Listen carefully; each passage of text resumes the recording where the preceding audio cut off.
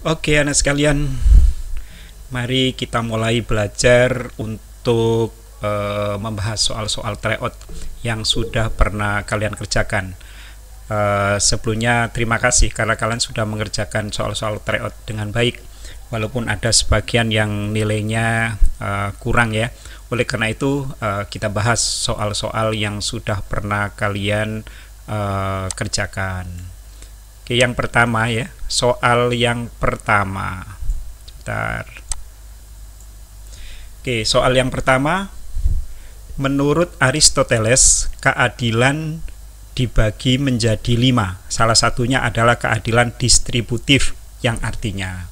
Oke, Bapak jelaskan dulu ya. Salah satu tokoh yang bernama Aristoteles memang mengeluarkan teori keadilan. Menurut Aristoteles, teori keadilan itu ada 5 anak sekalian ya. Yang pertama ada namanya keadilan distributif. Yang kedua ada keadilan komutatif, ya, komutatif. Yang ketiga ada keadilan kodrat alam, dan yang keempat ada keadilan konvensional. Yang kelima ada namanya keadilan perbaikan.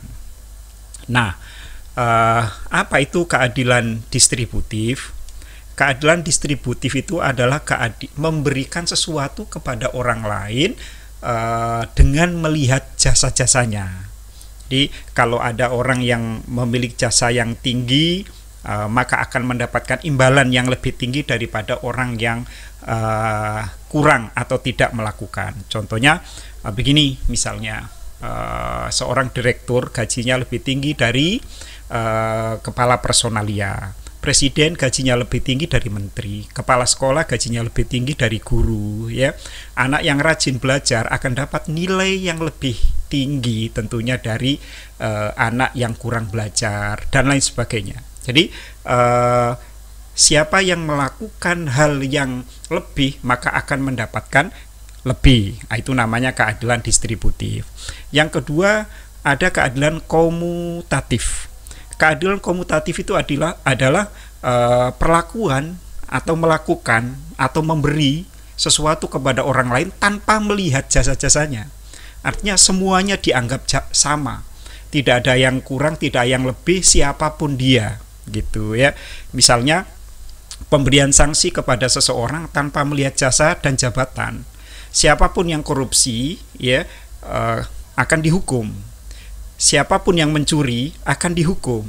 Contoh lagi kalau di sekolah, anak sekalian, siapapun yang ikut ulangan dapat nilai. Siapapun yang nggak ikut ulangan nggak dapat nilai. Ya, semua siswa SMA seragamnya adalah putih abu-abu. Tidak peduli anaknya siapa, anaknya kepala sekolah, anaknya jenderal, anaknya presiden, seragamnya sama. Itu namanya keadilan komutatif. Lalu kemudian ada keadilan tadi kodrat alam, yaitu keadilan yaitu perlakuan kepada seseorang yang sesuai dengan hukum alam, sesuai kodrat alam ya, kehendak Tuhan lah gitu. Contohnya jika kita membantu orang yang kesulitan, maka dia akan membantu kita juga. Atau jika kita membantu orang, maka orang akan membantu kita. Tidak harus orang yang kita bantu. Hukum alam juga misalnya tentang manusia. Manusia itu dalam kandungan lahir menjadi anak-anak, bayi, lalu anak-anak, remaja, pemuda, lalu dewasa, mati. Misalnya, itu sudah jadi hukum alam. Ya, siapapun akan mengalaminya. Gitu ya. Lalu ada keadilan konvensional. Keadilan konvensional itu adalah keadilan menurut hukum yang berlaku. Ya, contohnya warga negara yang mematuhi undang-undang, warga negara yang mematuhi peraturan perundang-undangan. Ya, siapapun yang melanggar undang-undang akan dikenai sanksi, dan siapapun warga negara wajib mematuhi undang-undang. Misalnya seseorang yang mencuri menurut undang-undang harus dihukum. Karena memang sudah diatur di dalam undang-undang. Jadi keadilan menurut hukum yang berlaku. Lalu yang kelima, yang terakhir adalah keadilan menurut keadilan perbaikan, atau disebut dengan istilah keadilan rehabilitasi atau keadilan pemulihan nama baik. adalah keadilan yang terjadi di mana seseorang telah mencemarkan nama baik orang lain. Jadi contohnya orang yang meminta maaf kepada korban lewat media atau secara langsung karena telah melecehkan nama baik si korban. Jadi ada orang yang tidak bersalah lalu kemudian dilecehkan, lalu kemudian dia menuntut agar orang yang melecehkan itu meminta maaf melalui media sosial agar orang-orang itu tahu bahwa dia tidak bersalah, ya. Kalau menurut undang-undang itu ada namanya rehabilitasi, pemulihan nama baik. Seseorang yang tidak bersalah lalu kemudian oleh pengadilan diputus bersalah dan kemudian seseorang itu bisa membuktikan bahwa dirinya tidak bersalah, maka kemudian pengadilan harus merehabilitasi nama baik orang yang sudah terlanjur dikenai sanksi karena dianggap bersalah. Nah, itu namanya keadilan. Oke. Mudah-mudahan kalian paham ya. Yang kedua, soal yang kedua, di samping menganut teori kedaulatan rakyat, Indonesia juga menganut satu lagi teori kedaulatan, seperti yang diatur di dalam pasal 1 ayat 3. Negara Indonesia adalah, nah anak sekalian,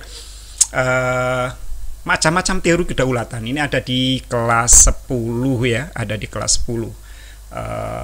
Kedaulatan itu, teori kedaulatan itu ada teori kedaulatan Tuhan, teori kedaulatan raja, teori kedaulatan rakyat, lalu ada teori kedaulatan negara, dan ada teori kedaulatan hukum. Bapak ulangi lagi, kedaulatan Tuhan, kedaulatan raja, kedaulatan negara, kedaulatan rakyat, dan teori kedaulatan hukum. Ada 5. Dari 5 itu, Indonesia itu menganut 2 teori kedaulatan, yaitu teori kedaulatan rakyat, ya, dan yang kedua adalah teori kedaulatan hukum. Teori kedaulatan rakyat, dasar hukumnya adalah sila keempat, kerakyatan yang dipimpin oleh hikmat kebijaksanaan dalam permusyawaratan perwakilan, ya. Lalu juga diatur dalam pasal 1 ayat 2 Undang-Undang Dasar 45. Kedaulatan ada di tangan rakyat dan dilaksanakan menurut Undang-Undang Dasar. Ya, di samping ada nanti yang lain juga banyak. Nah, sekarang yang ditanyakan di pasal 1 ayat 3. Pasal 1 ayat 3 itu adalah dasar hukum bahwa Indonesia adalah menganut teori kedaulatan hukum. Bunyinya pasal 1 ayat 3 Undang-Undang Dasar 45 adalah negara Indonesia ialah negara hukum. Ya, jadi jawabannya adalah C. Ya, jawabannya C. Lalu yang ketiga, peradilan militer berperan dalam menyelenggarakan proses peradilan dalam lapangan hukum pidana, khususnya bagi, nah oke, ini pelajaran kelas 11. Kelas 11 anak sekalian ya. Pada bab sistem hukum dan peradilan di Indonesia. Anak sekalian, sistem peradilan di Indonesia itu di bawah namanya Mahkamah Agung, ya. Mahkamah Agung adalah pemegang lembaga kehakiman di Indonesia. Di bawah Mahkamah Agung itu ada namanya peradilan umum. Lalu kemudian karena ada peradilan umum, sebelahnya mesti ada peradilan khusus. Peradilan umum itu meliputi 1 PN, pengadilan negeri. Yang kedua PT, peradilan tinggi. Yang ketiga, yang paling tinggi kembali ke Mahkamah Agung. Lalu kemudian ada namanya pengadilan khusus. Pengadilan khusus itu antara lain meliputi ada pengadilan agama khusus bagi orang-orang yang beragama Islam, tentang warisan, tentang menikah, tentang bercerai, hibah, wasiat, dan lain-lain. Lalu kemudian ada pengadilan militer. Pengadilan militer itu adalah pengadilan yang mengadili perkara-perkara yang berkaitan dengan tentara nasional Indonesia yang masih aktif bukan yang sudah pensiun. Dan yang ketiga adalah pengadilan tata usaha negara, yaitu mengadili perkara-perkara yang berkaitan dengan jika ada warga negara yang dirugikan oleh negara. Nah, misalnya seorang pegawai negeri dipecat oleh atasannya, lalu kemudian dia tidak merasa bersalah, maka pegawai negeri ini atau PNS atau ASN menuntutnya adalah ke pengadilan tata usaha negara. Maka jawabannya adalah yang A, anak sekalian. Ya, peradilan militer berperan dalam menyelenggarakan proses peradilan dalam lapangan hukum pidana, khususnya bagi anggota TNI yang aktif. Oke ya.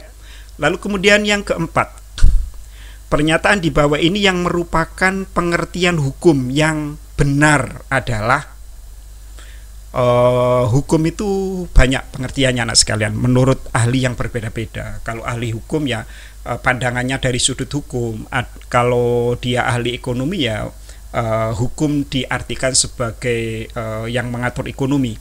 Namun secara umum hukum itu adalah himpunan atau kumpulan atau peraturan-peraturan yang dibuat oleh lembaga resmi negara untuk mengatur kehidupan manusia dalam masyarakat dan dikenai sanksi bagi yang melanggarnya.